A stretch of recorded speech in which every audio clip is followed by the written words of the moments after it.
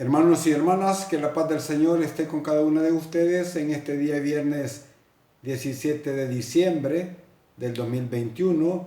El evangelio que vamos a meditar en este día es el de Mateo, en el capítulo 1, versículo del 1 al 17.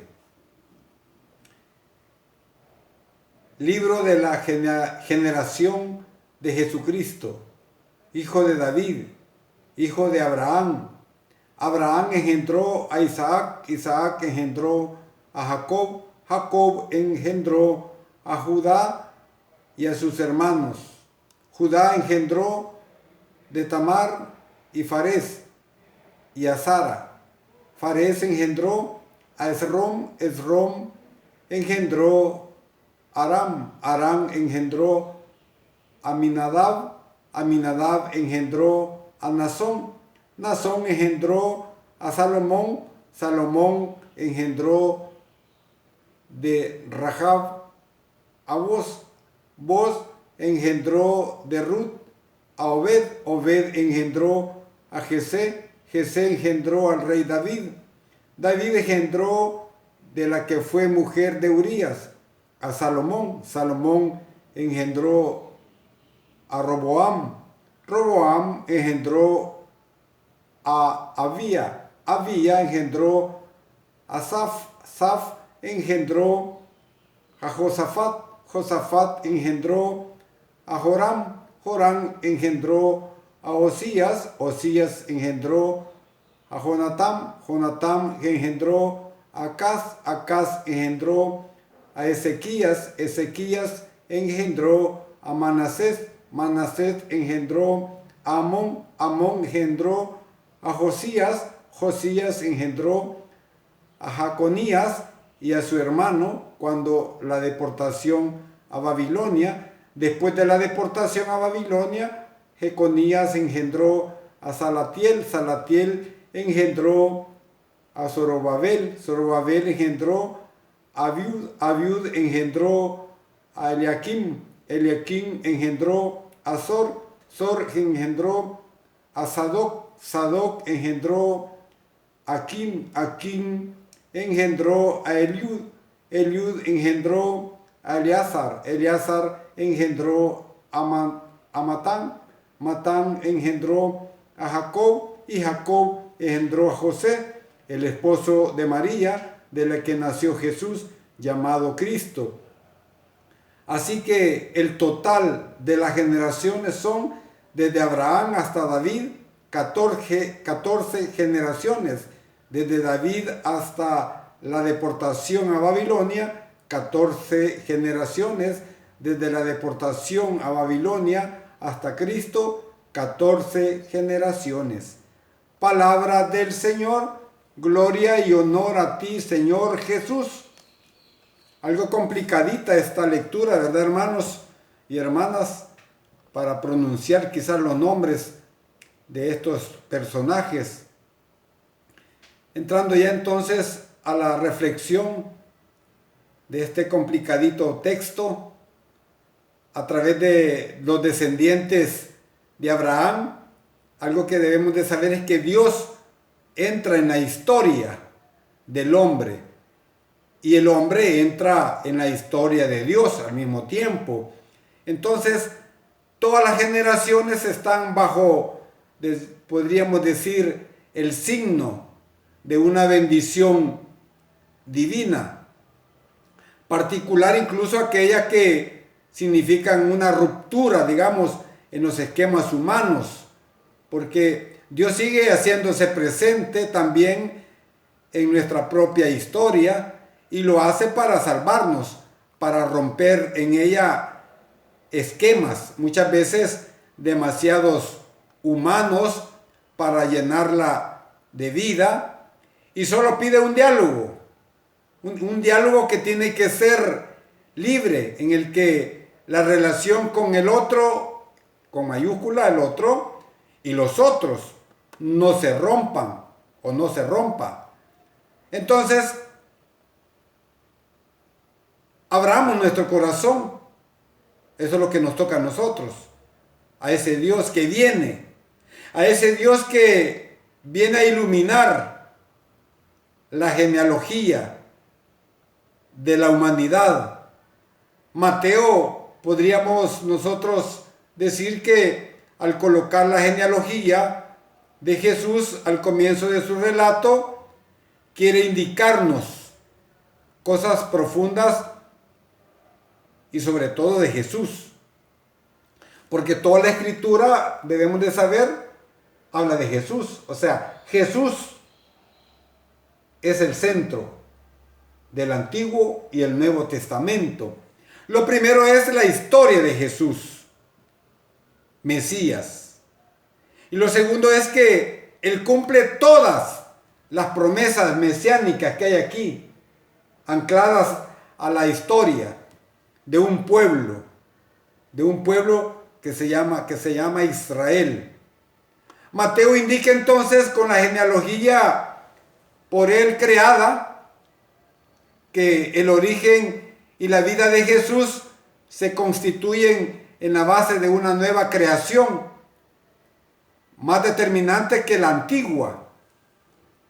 Entonces, es Jesús para la lógica teológica de este gran hombre como Mateo, que le da unidad. Y no solo unidad, sino también cohesión a toda la historia de la salvación. Él es el fundamento de la relacionalidad de toda la historia. Por eso es Él quien puede colocar, ¿verdad?, encaminada al mismo tiempo a la nueva humanidad a la que nosotros formamos parte hoy. Entonces, toda la genealogía de Jesús está llena de un gran simbolismo. Digamos, Él tiene relación con patriarcas, con héroes de ese tiempo, con reyes y hasta con grandes personajes, a veces que no son parte del mismo pueblo elegido de Dios. Entonces todo esto indicando que Jesús es un judío en el que no hay duda y que por lo tanto es Él quien cumple y cumple a cabalidad todas estas promesas mesiánicas que el pueblo esperaba desde antiguo. Por eso el libro de la genealogía de Jesucristo, hijo de David, hijo de Abraham, como dice ahí la escritura, hoy en la liturgia de la misa la leemos. El problema es que quedamos marcados por la buena o la mala fama, muchas veces de sus antepasados.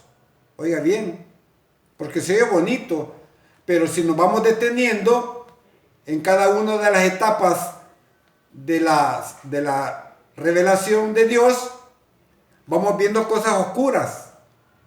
Es lo que sucede con el libro de la generación de Jesús. Como dice, hijo de David, hijo de Abraham. San Mateo nos está diciendo que Jesús es el verdadero hombre. Dicho de otro modo, que Jesús, como todo hombre y toda mujer que llega a este mundo, no parte de cero, sino que trae ya tras de sí toda una historia. Remontémonos nosotros a nuestra propia historia y nos vamos a dar cuenta que en nuestras familias, en nuestros antepasados, han habido como cosas muy oscuras, no solo cosas bonitas.